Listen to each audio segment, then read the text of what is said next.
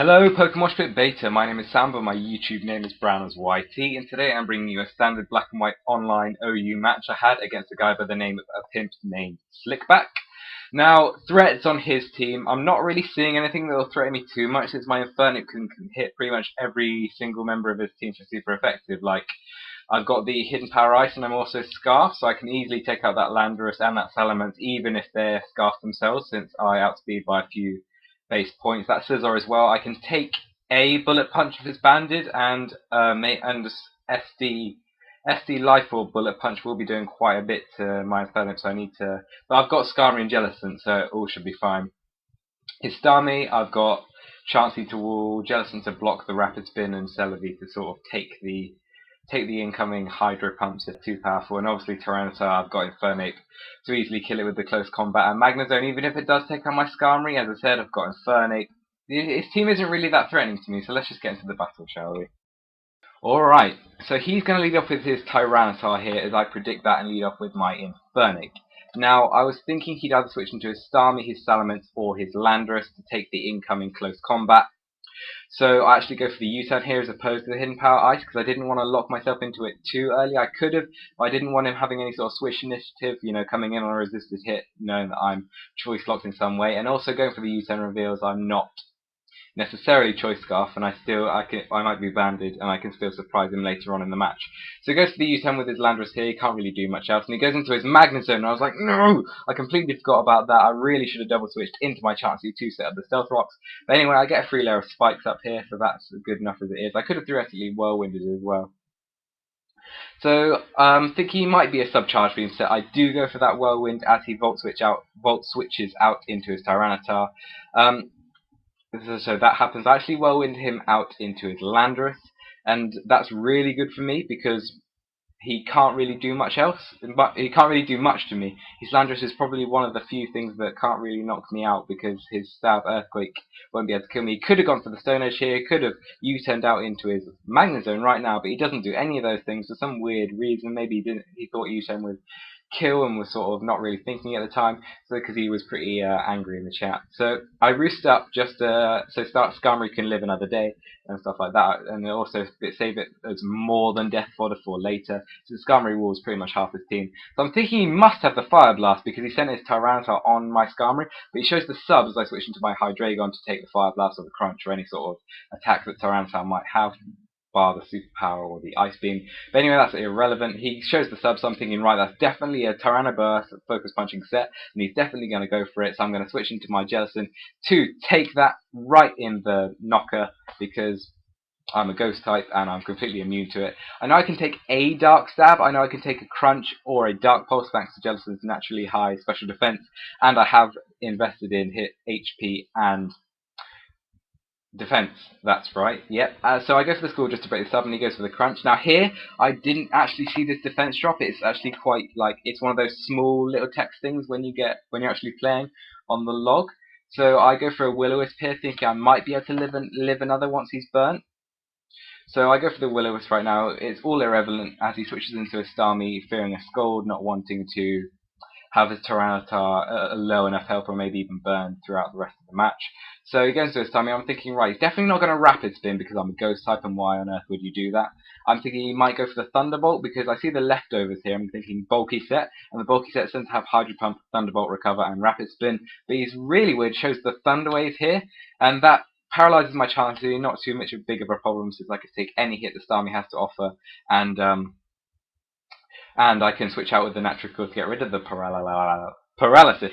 And I knew he's going to switch into his Tyranitar right now, so I double switch into my Infernape, and that's a good play on my part. It's a bit risky. He could have gone for the Hydro Pump, but I knew he wouldn't against my Chansey, so there's no real point for him to.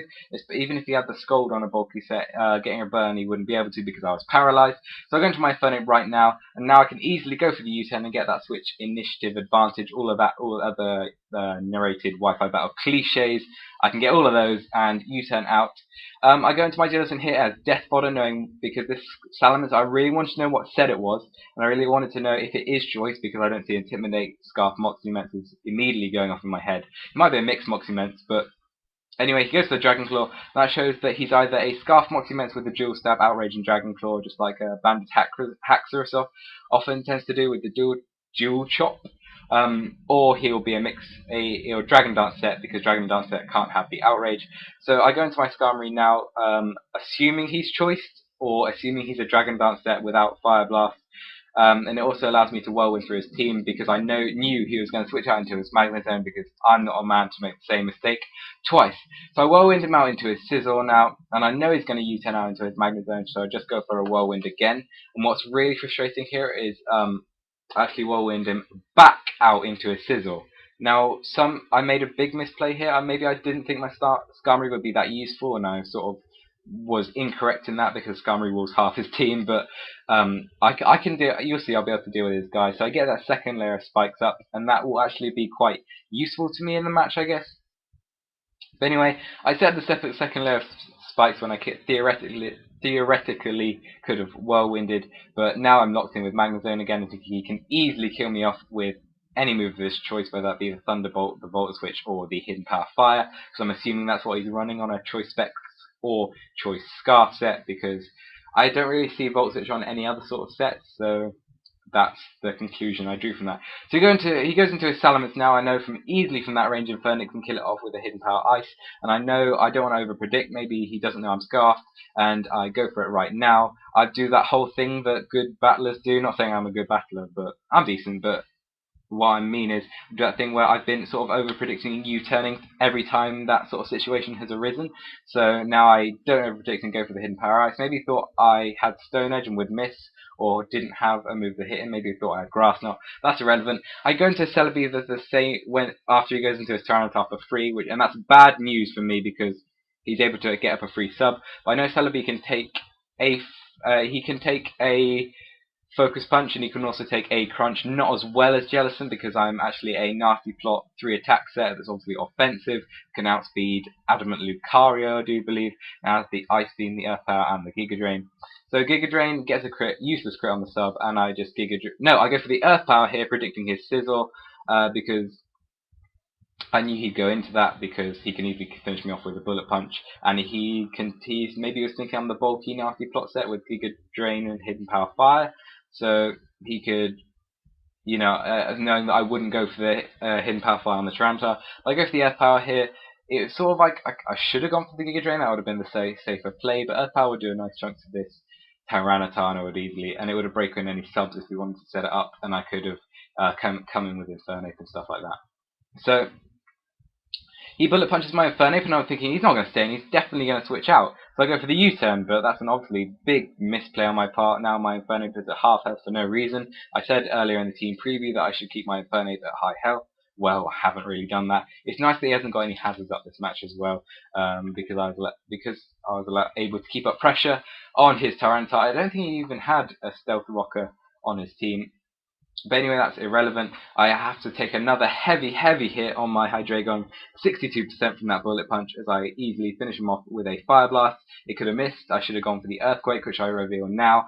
I like running random Earthquakes on things like Heatran or Hydreigon or Tyranitar, because Tentacle, Tyranitar, Jirachi, and Heatran are 4 big threats that take a lot more from Earthquake than they do Earth Power. So I'm actually running a mixed Hydreigon, mainly invested in special attacks, so my Draco Meteors will hit hard. It's Expert Belt to bluff sort of the choice item. I like to run 2 sort of non-standard sets per team. It's really good to run that, because it can catch your opponent off guard. I'm actually running sort of 3. My Infernape is Scarf, you don't really see too often. My Hydreigon is Mix, don't see that too often either. And my Celebi is 3 attacks, which can really catch some Heatrans and some Dragonites off guard. But anyway, I'm rambling. I just go for the U-turn here, because his Starmie's out against my Infernape. Super effective damage. Probably kill it from this range. I know he's bulky, so it might bring him down low to where Sandstorm can kill him off anyway. So going to my Hydreigon now, mainly as death fodder. If he might be Scarfed, but if he's Specs, then I can easily hit him hard with a Fire Blast. I went for the Fire Blast now because it would also hit his Landorus, and I wasn't sure whether a Draco Meteor would kill the Magnezone from this range, but I'm pretty sure it would have, so I don't know what I was thinking. But I couldn't have blocked. I didn't want to go for Earthquake, is the moral of the story, in case he went into his Landorus, which he does now. I just keep my Hydreigon in. It's just going to die to the Sandstorm next time I switch out, and if he goes for he can't go for the Earthquake. If he goes for the Stone Edge or the Hidden Power Ice, I was thinking his choice, by the way. If he goes for the Stone Edge or the Hidden Power Ice, I can easily switch into my Infernape, I was thinking. No, I know what I was doing. If he goes for the U-turn into his Magnet Zone, I can easily go into Chansey, and if he wanted to go for a Thunderbolt, then I could finish him off with the Seismic Toss. If he wanted to go into a Volt Switch out into his Landorus, I could get a heavy hit off with Seismic Toss. Now, the thing about this is, I thought his Magnet Zone might be able to live another Spike Switch in, which it can't.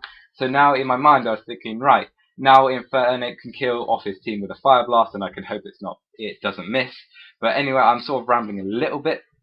But my theory was that if he'd stayed in with his Magnet Zone there, then I could easily kill him off with a Hidden Power Ice. But anyway, he switches into his Magnet Zone now, and it does actually die from the Spikes damage. So that's that. I go for the Fire Blast, obviously it doesn't hit anything. So now he's forced to switch out. He actually says GG, you win right here in the chat. And unless I miss this Fire Blast, it's all over.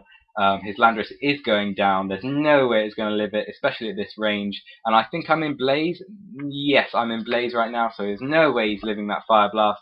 And that'll be a good game of APimpNamedSlickback, a very narrow 1-0, and I hope you enjoyed. Question of the day, I don't really do these. I'm not really one for long outros either, so I'll do a quick question of the day. If you haven't got really anything to comment about the battle, just answer me this question: Chansey or Blissey? Which was your favourite to use in OU? You know, Chansey's more of a rain guy, Blissey's more of a other stuff guy. So I'll see you all later, guys. Thanks for watching.